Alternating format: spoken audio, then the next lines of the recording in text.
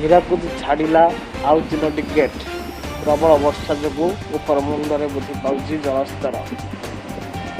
ଏମିତି latest update news ଶୁଣିବାକୁ ଚାହୁଁଛନ୍ତି ଯଦି ଆମ ଚ୍ୟାନେଲକୁ ଲାଇକ୍, ସେୟାର ଆଣ୍ଡ ସବସ୍କ୍ରାଇବ୍ କରନ୍ତୁ।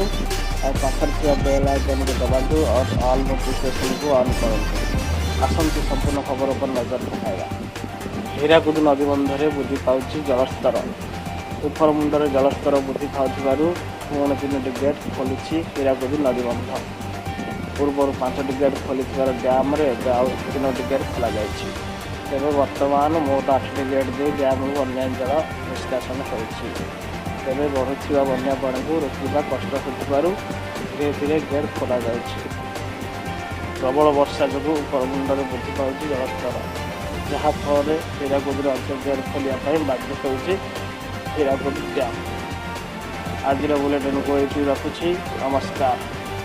ବ୍ୟୁରୋ ରିପୋର୍ଟ, ଜାଗରଣ ଟିଭି।